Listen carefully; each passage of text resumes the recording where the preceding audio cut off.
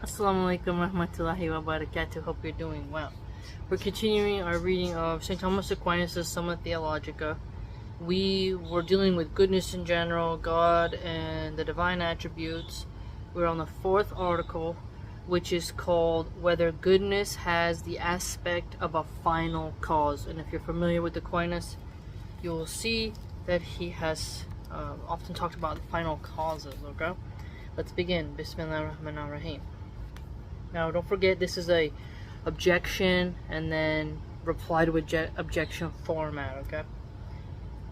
Fourth article, whether goodness has the aspect of a final cause. We proceed thus to the fourth article.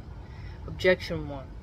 It seems that goodness has not the aspect of a final cause, but rather of the other cause. For as Dionysius says, goodness is praised as beauty, but beauty has the aspect of a formal cause. Therefore, goodness has the aspect of a formal cause. Okay, so he contends goodness has the aspect of a formal cause. Reply objection 1. Beauty and goodness in a thing are identical fundamentally, for they are based upon the same thing, namely the form. So what are we getting at here so far? This symbiotic relationship between beauty and goodness. They are identical due to the form. So you can, if something is good, he contends it has a form that helps to identify it. And beauty has a form that can be identified. But I think when I read this, everything that good has a way of it. And then there you go down to the very niches of the beauties in the eye of the beholder and how people measure goodness. But if something is really beautiful, it's good insofar as it delights you. Yet, a treacherous woman is beautiful, but she's fundamentally evil and not good. So, let's see how he deals with this. And consequently, goodness is praised as beauty. Oh, well, yeah, like when you're measuring, so like I want to buy a horse, I want it to be nice and stocky, healthy, it has a sort of beauty to it. But they differ logically. Okay, so they differ logically. So the logic of beauty and goodness is different. For goodness properly relates to the appetite. Goodness being what all things desire. Okay, so he clarified for us what he measures goodness as. It's what all things desire. And therefore it has the aspect of an end. The appetite being a kind of movement toward a thing. So the appetite, we're getting at appetites here. So, goodness properly relates to the appetite, a kind of movement towards a thing. On the other hand, beauty relates to the cognitive faculty. So beauty in terms of cognition. So that gets again towards what we usually hear, the clicheing of beauty is in the eye of the beholder, because vision is part of your cognitive faculties, because you have to process what you're looking at in order to measure if it's beautiful. For beautiful things are those which please when seen. That is true. And I get that a lot in nature, where someone might just walk past it and be like, I am indifferent. But they may see like the view of New York City and be like, that's beautiful, where I think that's atrocious. Hence, beauty consists in due proportion. That's an interesting point here. Due proportion. I've heard the symmetry of women, like the ideal male body. Like you look at bodybuilders, you can see how they are proportioned, and there's a certain taste and style of every niche, but there is a sort of uniformity to it. So the uniformity of due proportion is something that hints at beauty. However, I think like there is something very cool about the bizarre. I saw a picture of a puppy that was born as a cyclops with 2 tongues. It died, but the mother dog ingested something bad during the pregnancy, and the pups came out deformed. Now the Hindus they often place deformed people as a sort of religious thing, as I've seen when I've looked into that and studied it lightly. But I'm not talking about the fetishization of the deformed, like what Caligula put in his palace to have sex with, right? It's not what I mean, but I do mean that there is sort of an oddity, right? And like a two-headed snake, I think, looks really cool. You know, but a two-headed person, like there is this two-headed person, conjoined twins, they're two blondes, like that's obviously miserable. That's not beautiful. That's a trial, and I hope that they become Muslim and go to paradise and they can be separate, you know. That's not beauty. But there is something unique about when an animal has a variant in it that changes it. And so it's also about beauty being consistent proportion. If you look at that, there are women who are getting huge, disgusting, blown up lip filler lips. It doesn't really match their face. And then they get Brazilian butt lifts that are so huge, they look, when they walk, it looks like they got 2 melons and they're going to have back problems because they're just not designed for that. And so you're like, wow, it's not proportional, they're cartoonish. And then they become ugly in a freak show, right?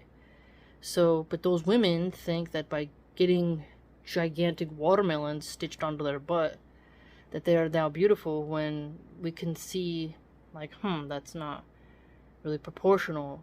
The fundamental beauty pageants in the past, before men could cross-dress as women, and before, like, plastic surgery took a hold, if you just think about a real woman, no makeup, just raw, like who she really is. No wigs, no weaves, no fake eyelashes, no lip fillers, no 7 layers of makeup, no contact lenses, no painted on eyebrows, just who she is as a whole, raw, natural faced.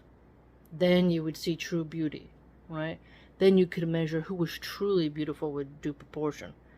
Because the proportions of the eyes, they can all be changed to be sort of drag queenish, cartoonish, Disney villain looking things. And then it goes away from beauty and into villainry. It's just fascinating how you can take that sentence right there and extrapolate it and apply it to your whole surroundings. This is what I really like about this text, because beauty and goodness is a philosophical question that has been a really tense mental exercise due to our vocabulary and our ability to express our thoughts through language. For the senses delight in things duly proportioned, as in what is after their own kind, because even senses is a sort of reason, just as is every cognitive faculty. Now, since knowledge is by assimilation, and similarly relates to form, beauty properly belongs to the nature of a formal cause. So he contends beauty belongs to the nature of a formal cause. Okay, let's switch back. Alright. Objection 2. Further, goodness is self-diffusive. For Dionysius says that goodness is that whereby all things subsist and are. So goodness is that whereby all things subsist and are. Subsisting in goodness and are good. But to be self-giving implies the aspect of an efficient cause. Therefore, goodness has the aspect of an efficient cause. So we have final cause, efficient cause. Okay, reply objection 2. Goodness is described as self-diffusive in the sense that an end is said to move. An end is said to move.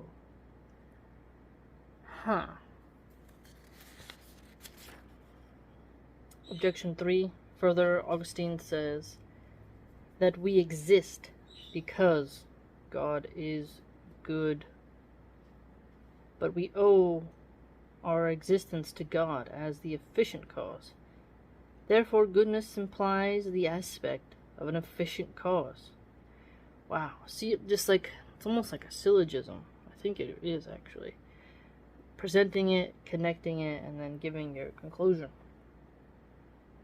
So because God is good, we owe our existence to God, and because we owe our existence to God, that means there's the efficient cause in goodness.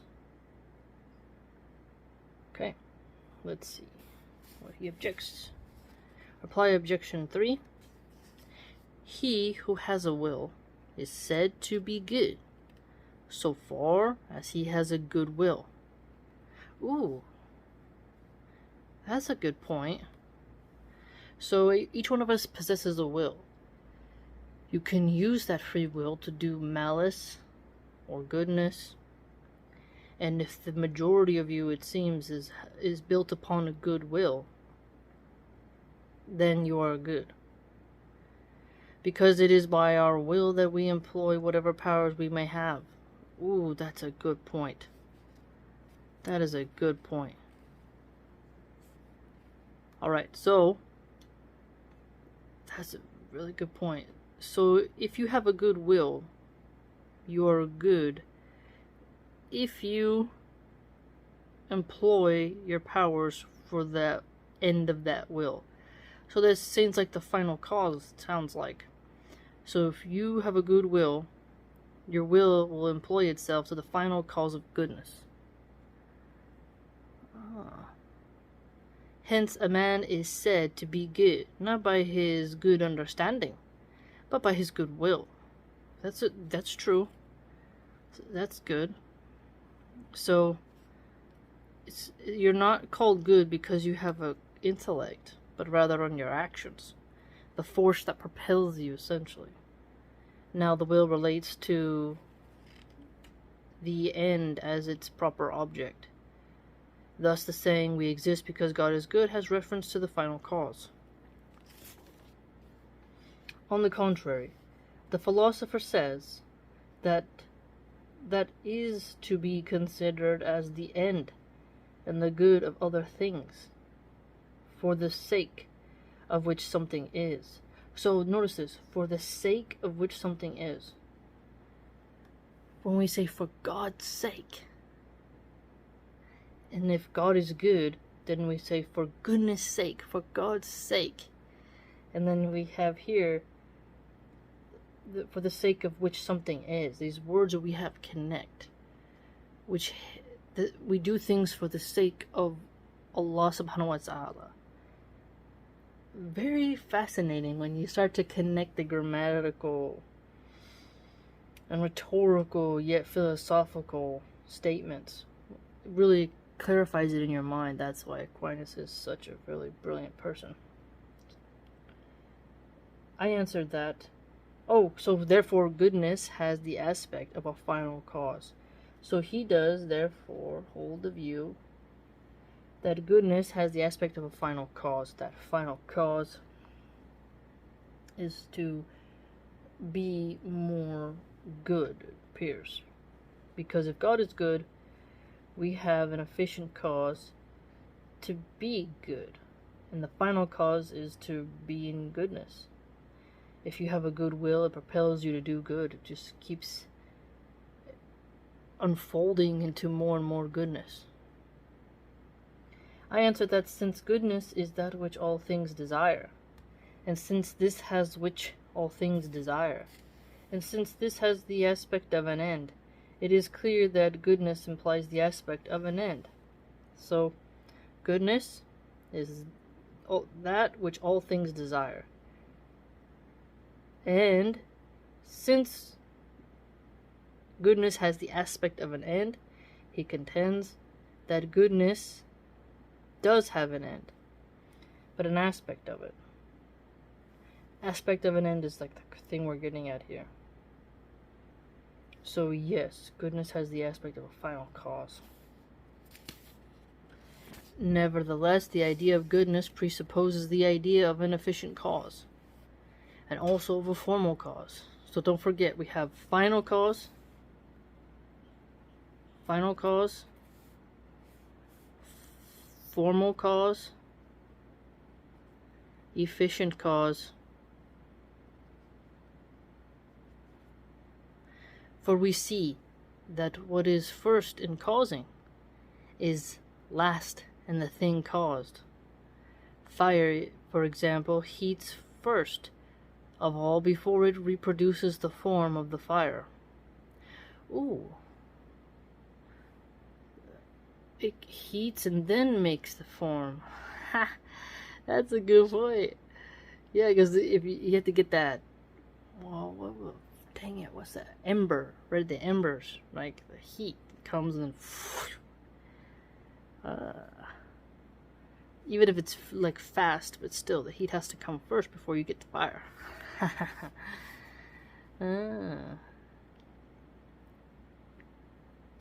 Heats first of all before it reproduces the form of fire, though the heat in the fire follows from its substantial form. Substantial form. Now in causing, goodness and the end come first, both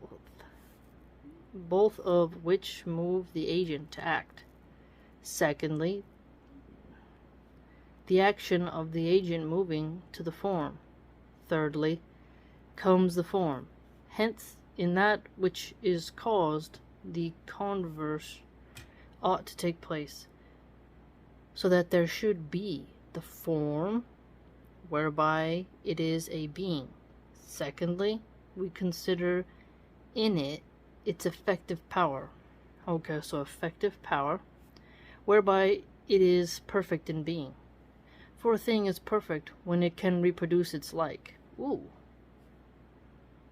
I've never heard that before. As the philosopher says, thirdly, there follows the formality of goodness, which is the basic principle of its perfection. So the formality of goodness is the basic principle of perfection. Wow. Ain't that something? What's excellent about his writing is you can connect the reasoning strings. He takes you along, you can comprehend it, he replies, he doesn't obfuscate, he gets directly to the heart of the issue. Wow, I really did like that. I really did. Augustine saying we exist because God is good makes me think about Shaitan tries to get people to eliminate themselves, right? Suicide in Islam is haram, and tells us not to hurt our children, not to kill our children for fear of poverty. So the preservation of life is really important in Islam. Not to kill yourself and not to kill your children. And the Prophet, peace be upon him, has hadiths where you'll go to hell if you commit suicide. Right? So when Augustine says something like that, we exist because God is good, like Allah subhanahu wa ta'ala wants us to exist. This is how I'm thinking about it. Shaitan's like, oh, you're poor, you should just abort your baby. Right? Oh, you're not happy, you should just go through the MAID program in Canada and commit suicide. You see what I'm saying?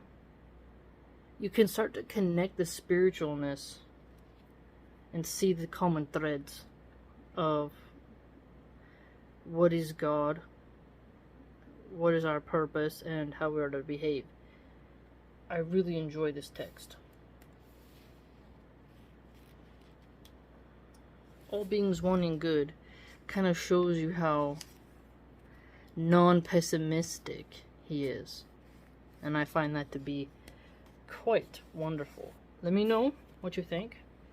It can be hard to digest his works on the beginning, but if you've made it this far in the series or you need to catch up, you will begin to notice the smoothness and the connectedness of reasoning in his works, and see just how in your own life you start to write like this, you'll learn. And if you're doing a logic project, I think his texts work quite well because of the way his sentence syntax is. Let me know what you think, and if you'd like to join my blog and support the channel, it's www.subscribestar.com/Milahan. Hope to see you there.